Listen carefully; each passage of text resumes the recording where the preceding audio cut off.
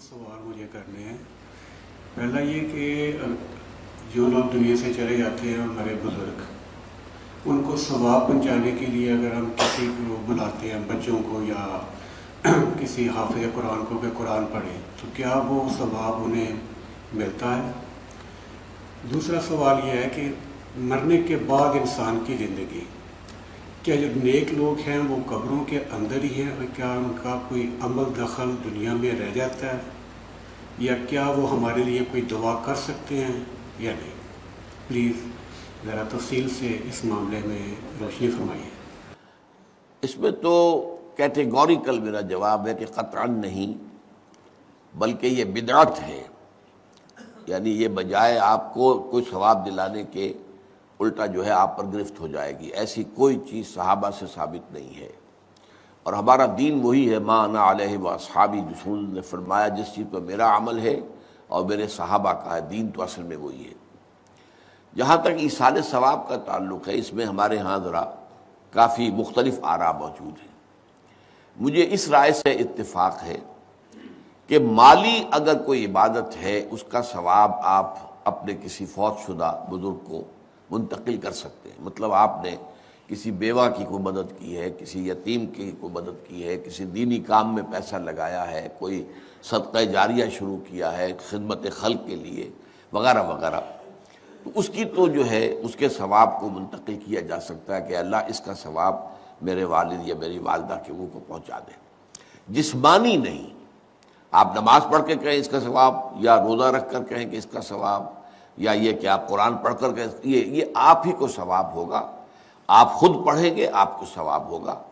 البتہ ایسے تمام افعال کے بعد جب آپ اللہ سے دعا کریں گے، یہ نہیں کہیں گے کہ میرے اس فعل کا ثواب منتقل کر دے، اے اللہ میرے والدین کی مغفرت فرما، تو یہ کوئی نیک کام کرنے کے بعد جو ہے اس دعا کی تاثیر جو ہے وہ بڑھ جاتی ہے۔ بس اس پہلو میں انڈائریکٹلی اس کا ایک تعلق بن جائے گا، ورنہ یہ کہ وہ اس طریقے سے بچوں کو بلانا اور پڑھانا اور یہ جو ہے سوئم میں کرنا اور قرآن خوانی کی محفلیں، یہ سب بدعات ہیں، اور یہ در حقیقت دین میں اضافے ہیں، اور ان کی کوئی حقیقت نہیں ہے۔ دیکھیے، انسانی زندگی کے یہ 3 دور ہیں: حیات دنیاوی جو ہماری پیدائش سے شروع ہو کر اور ہماری موت پر ختم ہو جائے، پھر حیات برزخی موت سے لے کر قیامت کے دن تک، اور پھر حیات اخروی ہے قیامت میں ریزریکشن کے بعد سے وہ زندگی جو ہے جو جنت یا دوزخ کی ہے۔ اس میں ان دونوں زندگیوں کے بارے میں تفصیل سے کوئی بات کرنا بالکل غلط ہے، اور اس سے فتنے پیدا ہوتے ہیں۔ ظاہر بات ہے کہ قبر، جسم تو قبر میں رہتا ہے، اس میں تو کوئی شک ہی نہیں ہے۔ روح کہاں جاتی ہے؟ کیا وہ بھی قبر ہی میں رہتی ہے یا کہیں اور چلی جاتی ہے؟ قرآن مجید میں سجین اور اعلیٰ علیین کا ذکر موجود ہے، لیکن یہ تمام چیزیں متشابہات میں سے ہیں۔ یہ تمام چیزیں قرآن مجید میں سورہ آل عمران کے شروع میں بیان کیا گیا ہے کہ ہم نے یہ کتاب اتاری ہے، اس میں کچھ آیات محکمات ہیں، کچھ متشابہات ہیں۔ وہ متشابہات کا ایگزیکٹ مفہوم جاننا اس وقت ہمارے لیے ممکن نہیں ہے۔ یہ تو جب اس عالم میں ہم پہنچیں گے تو معلوم ہوگا کہ ہاں یہ بات تھی کہ جو قرآن مجید میں اس طور سے کہی گئی تھی۔ لیکن یہ کہ اس وقت جو ہے جتنا کچھ ہمیں حدیث صحیح میں مل جائے یا قرآن میں مل جائے، اس عالم برزخ میں بھی یہ تو ہوتا ہے کہ جو نیک لوگ ہیں انہیں کچھ نہ کچھ جو ہے اثرات اچھے ان پر پڑتے رہتے ہیں، ان کی ارواح پر کہہ لیجئے، اور کچھ جو برے ہیں ان کے اوپر جو آخری انجام ہونا ہے اس کی کچھ ریفلیکشن ہوتی رہتی ہے، جس کو حدیث میں کہا گیا ہے کہ ہر قبر جو ہے وہ یا تو جنت کے باغیچوں میں سے ایک باغیچہ ہے یا دوزخ کے گڑھوں میں سے ایک گڑھا ہے، یا کہیں کہہ دیا جاتا ہے کہ کھڑکی کھول دی جاتی ہے اس میں، یا جنت کی طرف سے ٹھنڈی ہوائیں آئیں، خوشبوئیں آئیں، اور یا دوزخ کی طرف سے کہ آگ کی لپٹ آئے۔ دوزخ میں داخل ہوں گے قیامت کے بعد ہی، اور جنت میں داخل ہوں گے قیامت کے بعد ہی، لیکن اس کے کچھ آثار پڑنے شروع ہو جاتے ہیں۔ وہ جس کو انگریزی میں آپ کہتے ہیں coming events cast their shadows before,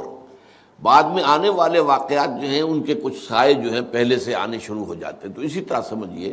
کہ جو کچھ آخرت میں کسی انسان کے ساتھ ہونا ہے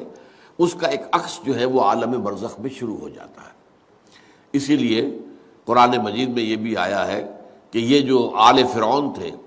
یہ صبح و شام جہنم پر پیش کیے جاتے ہیں، اور قیامت کے دن پھر کہہ دیا جائے گا ادخلوا آل فرعون النار، ان کو داخل کر دو آگ کے اندر۔ تو یہ اس حد تک، باقی یہ ہے کہ تفصیل میں جانا،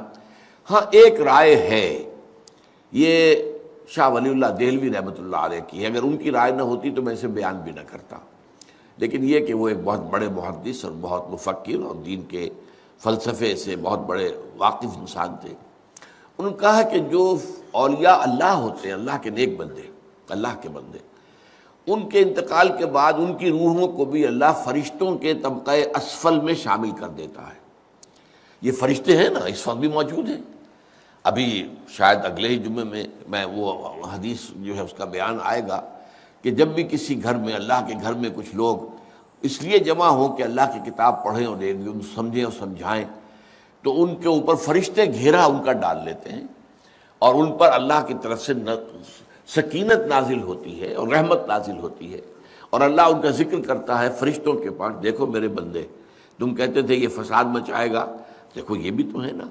جو میرے کلام کو پڑھنے کے لیے میرے گھر میں جمع ہیں۔ تو فرشتے ہیں موجود، ہم میں سے ہر ایک کے ساتھ 2 فرشتے موجود ہیں۔ تو یہ فرشتہ اسفل ہے، سب سے نیچے، جو دنیا کے کاروبار کو چلانے میں اللہ تعالیٰ کے سول سرونٹس ہیں، پھر اس سے اوپر کے فرشتے ہیں، اس سے اور اوپر کے فرشتے، پھر مقربین ہیں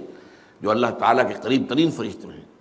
لیکن یہ کہ ملائکہ کے طبقہ اسفل میں شامل کر لیتے ہیں تاکہ جو کام اللہ تعالیٰ ملائکہ سے لیتا ہے وہ ان سے بھی لینے شروع کر دیتا ہے۔